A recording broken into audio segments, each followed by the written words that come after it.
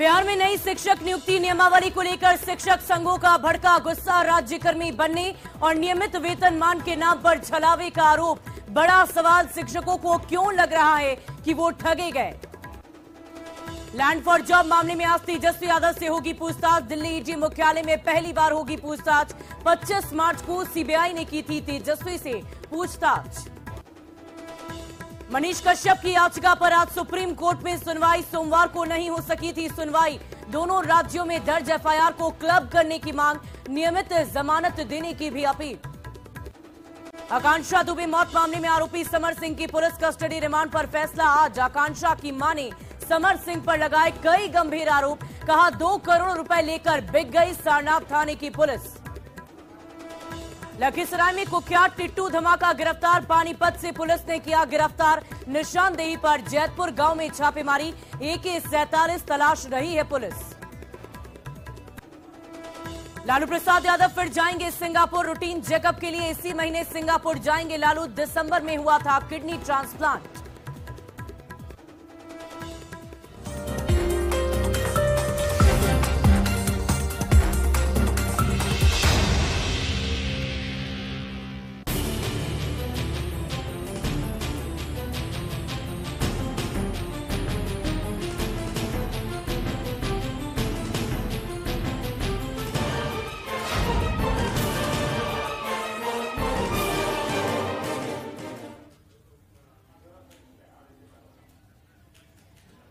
नमस्कार, मैं हूं शुभे मिश्रा और आप देख रहे हैं अपना बिहार। चलिए करते हैं बुलेटिन की शुरुआत।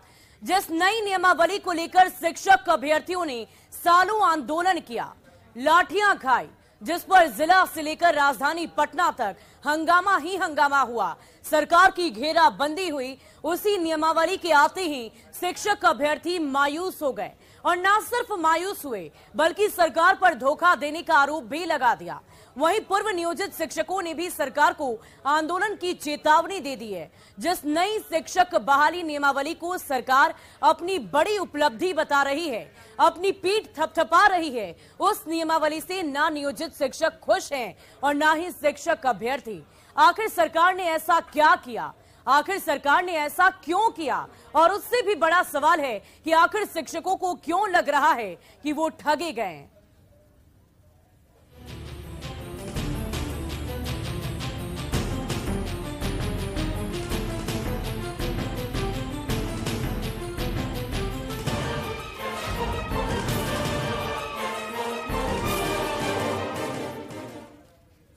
और देखिए, शिक्षकों की बहाली के लिए सरकार की नई नियमावली जारी होते ही इसका विरोध शुरू हो गया है। सभी शिक्षक संघों ने एक साथ आंदोलन का ऐलान किया है और शिक्षक संघों का कहना है कि राज्यकर्मी बनने और नियमित वेतनमान के नाम पर उनके साथ छलावा किया गया है। नई नियमावली से पूर्व से कार्यरत शिक्षकों को कोई भी लाभ नहीं मिलेगा। साथ ही ये भी कहा गया है कि पूर्व के शिक्षकों को औकात दिखाने के लिए ये नई नियमावली बनाई गई है। चुनावी घोषणा पत्र के नाम पर महागठबंधन ने झुंझुना थमा दिया है।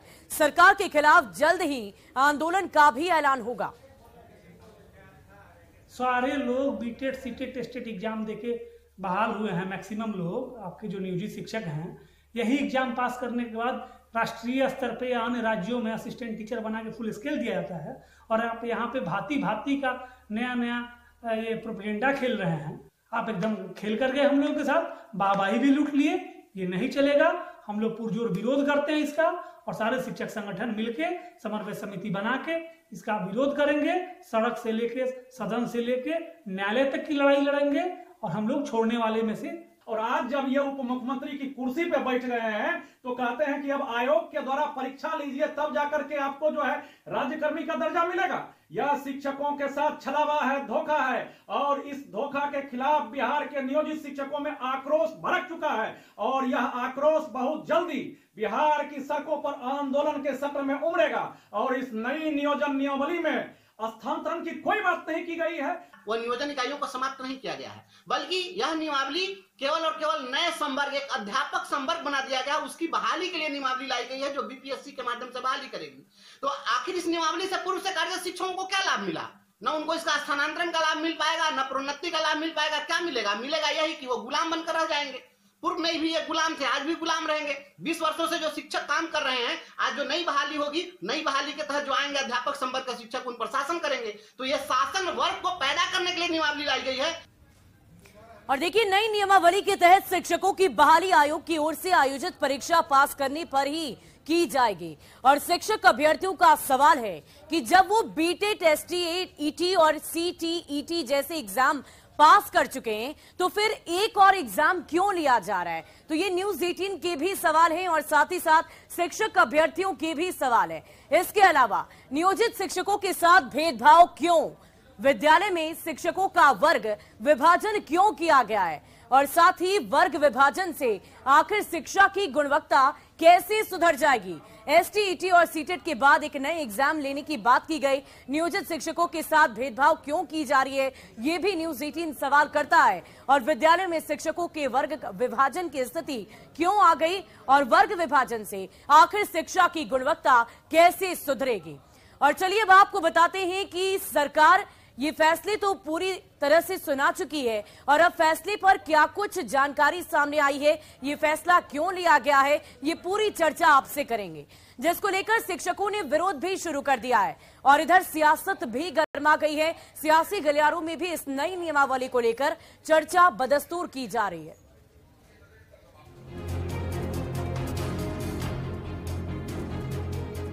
बिहार शिक्षा नियमावली 2023 को नीतीश कैबिनेट से मंजूरी मिल गई है। इसी के साथ अब बिहार में 3 लाख शिक्षकों की बहाली का रास्ता साफ हो गया है। नए फैसले के मुताबिक शिक्षक अब नियोजित नहीं बल्कि राज्यकर्मी माने जाएंगे। आयोग के जरिए शिक्षकों की नियुक्ति होगी। सरकार की ओर से आयोग के जरिए परीक्षा आयोजित होगी, जिसके तहत बहाली की जाएगी। इस नियमावली का नाम होगा बिहार राज्य विद्यालय अध्यापक नियुक्ति, स्थानांतरण, अनुशासनिक कार्रवाई एवं सेवा शर्त नियमावली 2023। इस नियमावली के तहत अब जो भी नियुक्तियां राज्य सरकार शिक्षकों की करेगी, राज्य सरकार नियुक्ति के लिए एक अलग परीक्षा आयोग के माध्यम से लेगी। तो एक आयोग जो राज्य सरकार निर्धारित करेगी, हो सकता है बीपीएससी, हो सकता है कोई भी आयोग जो है जो निर्धारित करेगी, उसके माध्यम से राज्य सरकार परीक्षा लेगी। तो बिहार शिक्षा नियमावली को मंजूरी मिलने पर अब नियोजित नहीं शिक्षकों को राज्यकर्मी का दर्जा मिलेगा। आयोग के जरिए 3 लाख शिक्षकों की बहाली होगी। राज्यकर्मियों की तरह वेतन और भत्ते मिलेंगे। उम्र सीमा में अभ्यर्थियों को 10 साल तक की छूट मिलेगी। सभी वर्ग के अभ्यर्थियों को 3 मौका मिलेगा। आरक्षण के तहत हर विषय में 50% महिलाओं के लिए आरक्षण मिलेगा। ये राज्यकर्मी का दर्जा होगा, आकर्षक वेतनमान होगा, आकर्षक सैलरी होगी और सभी तरह की सुविधाएं होगी। जो नियोजित शिक्षक हैं वो जो नियमित शिक्षक होंगे उनको एक परीक्षा बीपीएससी के माध्यम से पास करेंगे और वो भी नियमित शिक्षक बनेंगे और आकर्षक वेतन होगा। 2.25 लाख के आसपास की अभी होगी शिक्षकों की। अब फिर जो है माध्यमिक विद्यालय में, उच्चतर माध्यमिक विद्यालय में जो 3rd ग्रेड 4th ग्रेड की बहाली होगी वो कोई 40-50 हज़ार का। जाहिर तौर पर बिहार के लाखों शिक्षक अभ्यर्थियों के साथ ही नियोजित शिक्षकों के लिए भी सरकार ने बड़ी सौगात दी है। लंबे समय से 7वें चरण की बहाली को लेकर नियोजित शिक्षक सरकार के खिलाफ हल्ला बोलते हुए कई बार प्रदर्शन किए। सरकार के इस बड़े फैसले से अब बिहार में शिक्षा की गुणवत्ता में सुधार होगा, ऐसी उम्मीद की जा सकती है। न्यूज़ 18 के लिए पटना से संजय कुमार और रजनीश कुमार की रिपोर्ट। और चलिए अब ये समझ लीजिए कि सरकार को आखिर नई नियमावली की जरूरत क्यों पड़ गई। जिस फैसले का इंतजार शिक्षक अभ्यर्थी लंबे वक्त से कर रहे थे, उस फैसले में ये बदलाव क्यों? दरअसल सालों पहले सरकार ने सरकारी स्कूलों में शिक्षकों की कमी पूरा करने के लिए पंचायत स्तर पर एक बड़ी संख्या में नियोजित शिक्षकों की बहाली की और बिना किसी एग्जाम के नियोजित शिक्षकों की बहाली को लेकर सरकार पर बहुत गंभीर सवाल उठे थे। सरकार पर प्रारंभिक शिक्षा की गुणवत्ता से समझौता तक करने का आरोप भी लगा और नियोजित शिक्षक भी बार बार अपने असंतोष को जाहिर करते रहे, कभी वेतनमान को लेकर तो कभी सेवा शर्तों को लेकर। लेकिन उनकी सबसे बड़ी मांग उन्हें राज्य कर्मचारी का दर्जा देने से जुड़ी हुई थी। सरकार ने इसे भी नहीं माना। और सरकार को लगा कि जब नियोजित शिक्षक भी वेतनमान, सेवा शर्तों, राज्य कर्मचारी का दर्जा देने की मांग कर रहे हैं, तो वो शिक्षा की गुणवत्ता से समझौता करने के आरोप आखिर क्यों झेले?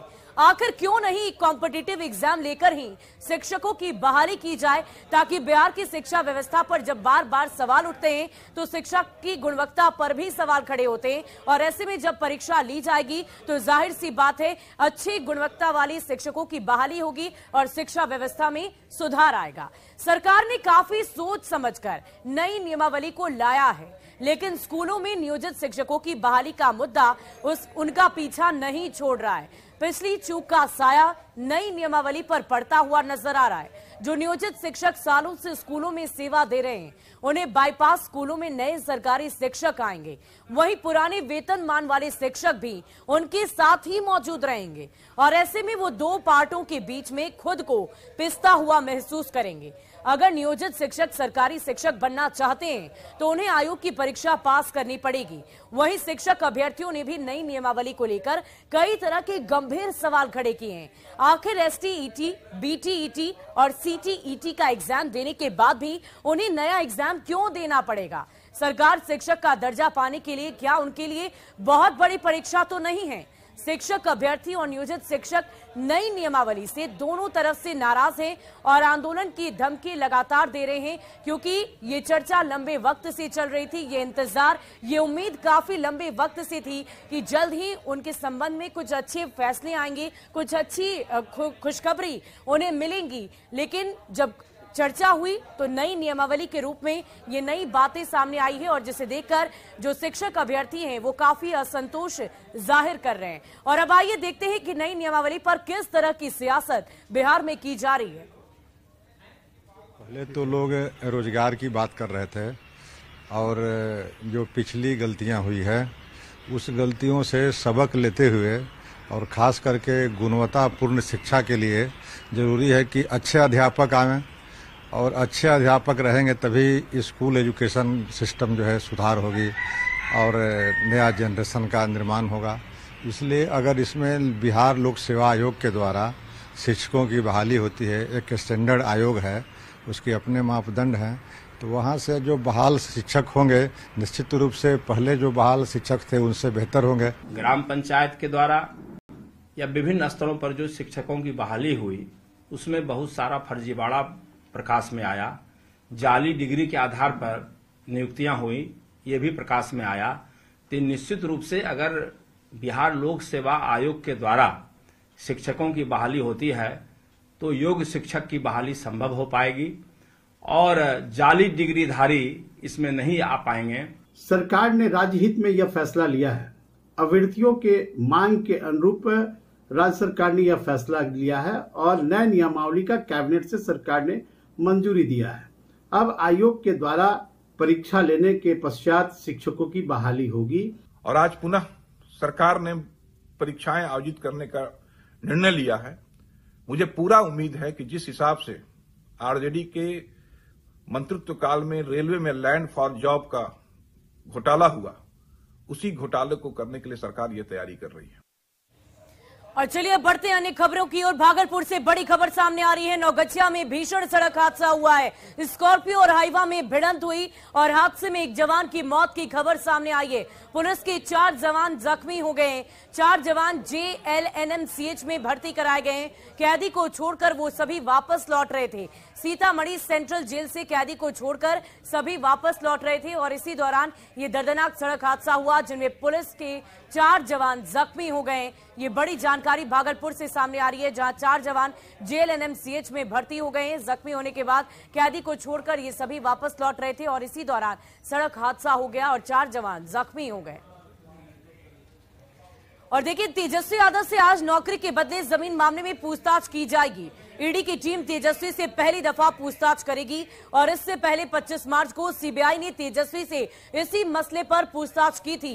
तेजस्वी को पूछताछ के लिए ईडी मुख्यालय बुलाया गया है। इसी मामले में ईडी ने तेजस्वी की बड़ी बहन और आरजेडी सांसद मीसा भारती से करीब 7 घंटे तक लंबी पूछताछ की थी। नौकरी के बदले जमीन मामले में सीबीआई और ईडी के अधिकारी लालू प्रसाद और राबड़ी देवी से भी पूछताछ कर चुके हैं। हालांकि इस केस में तेजस्वी यादव का नाम एफआईआर में नहीं नहीं दर्ज है। जांच एजेंसी के सूत्रों के अनुसार इस मामले की तफ्तीश के दौरान सर्च ऑपरेशन के दौरान हमने कई महत्वपूर्ण सबूतों और दस्तावेजों को जब्त किया था, लिहाजा उसी मामले में आगे की तफ्तीश और जांच करनी है। उन दस्तावेजों और सबूतों की सत्यता जांचने के लिए और विस्तार से जानकारी के लिए तेजस्वी यादव को पूछताछ के लिए आज ईडी दफ्तर बुलाया गया है।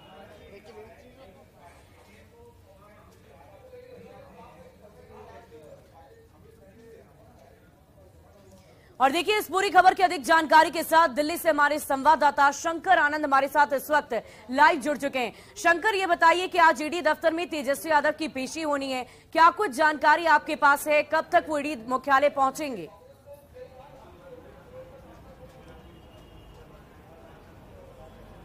तकरीबन 11 बजे का वक्त मुकर्रर किया गया है जब तेजस्वी यादव केंद्रीय जांच एजेंसी ईडी के मुख्यालय पर पहुंच जाएंगे। उसके बाद पूछताछ की प्रक्रिया में वो शामिल होंगे।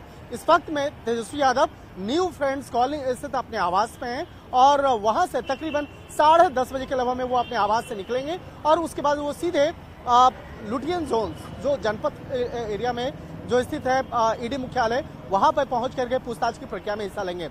जमीन के बदले नौकरी देने का जो मामला है, इस मामले में पहली बार आज तेजस्वी यादव शामिल होंगे और लेकिन उनके पहुंचने से पहले ईडी के द्वारा तमाम सवालों की फहरिस्त तैयार कर ली गई है और जब ईडी मुख्यालय पहुंचेंगे और पहुंचने के बाद तकरीबन 10 से 15 मिनट का वक्त होगा तमाम कागजी औपचारिकताओं को पूरा करने में और उसके बाद 15 मिनट के बाद पूछताछ की प्रक्रिया शुरू होगी।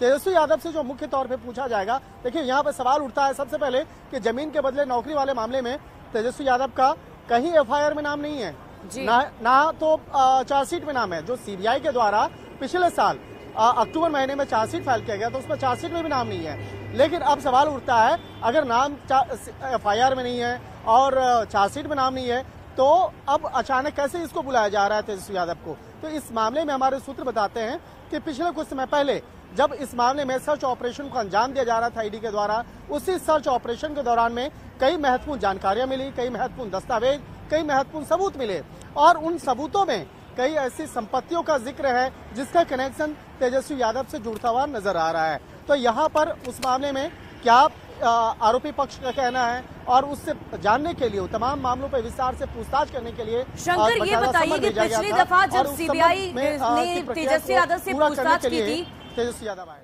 जब पिछली दफा सीबीआई ने तेजस्वी यादव से पूछताछ की थी तो ये निश्चिंतता कहीं ना कहीं तेजस्वी यादव के अंदर थी कि उनकी गिरफ्तारी नहीं होनी है। लेकिन आज जब ईडी की तरफ से लंबी पूछताछ होगी तो क्या इससे तेजस्वी यादव की मुश्किलें बढ़ सकती है? हालांकि अभी अभी आपने चर्चा की कि एफआईआर उनके नाम पर नहीं दर्ज है।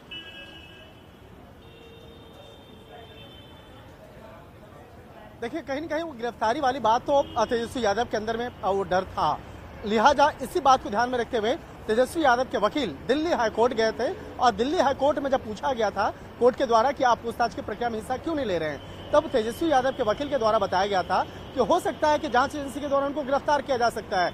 लिहाजा इस मामले की गंभीरता को देखते हुए कोर्ट के द्वारा कहा गया था कि आप पूछताछ की प्रक्रिया में हिस्सा लीजिए और 25 तारीख को आप पूछताछ करने में अगर आप सक्षम है तो 25 मार्च को आप ज्वाइनिंग कीजिए। और उसके बाद कहा गया कि मार्च तक उनकी कोई गिरफ्तारी नहीं होगी। लेकिन यह मामला था सीबीआई के लिए और आज ईडी के मामले में पूछताछ की प्रक्रिया में हिस्सा लेने के लिए आ रहे तेजस्वी यादव। और दूसरा देखा जाए कि जो उनको राहत मिला था गिरफ्तारी के लिए, वो राहत उनको मार्च के लिए था, अप्रैल के लिए नहीं था।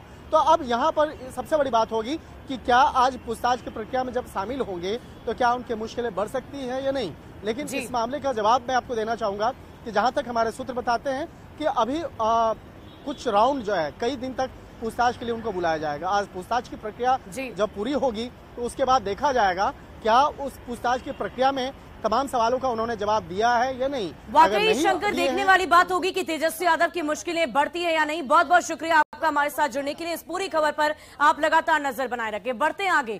यूट्यूबर मनीष कश्यप के मामले में आज सुप्रीम कोर्ट में सुनवाई होनी है। यूट्यूबर मनीष कश्यप को सोमवार को भी अदालतों से राहत नहीं मिली। मनीष की सभी एफआईआर को एक साथ जोड़ने वाली याचिका पर सुप्रीम कोर्ट में 10 अप्रैल को सुनवाई नहीं हो सकी, जबकि मदुरई कोर्ट में मंगलवार तक याचिका पर सुनवाई को स्थगित कर दिया गया। अब आज सुप्रीम कोर्ट में मनीष की याचिका पर सुनवाई होगी, जिस पर सबकी निगाहें टिकी हुई है। मामला बिहार और तमिलनाडु में मनीष कश्यप के खिलाफ दर्ज केस को क्लब करने का है। याचिका के जरिए 2 अहम मांग की गई है। पहली मांग मनीष कश्यप की जमानत की है और सुप्रीम कोर्ट से उन्हें नियमित जमानत देने की मांग की गई है। और याचिका के जरिए दूसरी बड़ी मांग है कि बिहार और तमिलनाडु में मनीष पर दर्ज एफआईआर को एक साथ क्लब करने की मांग की गई है ताकि एक ही जगह पर सारे मामलों की सुनवाई हो सके।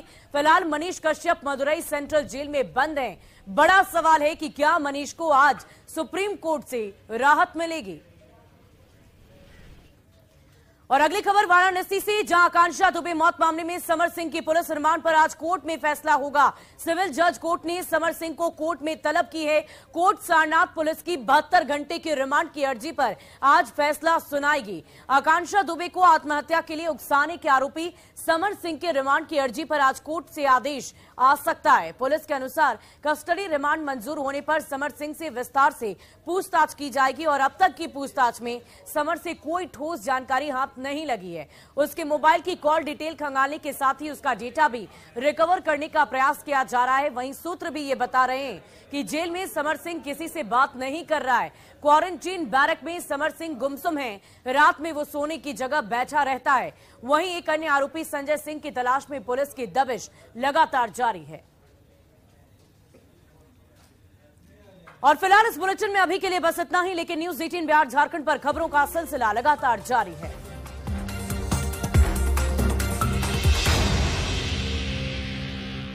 हेडलाइंस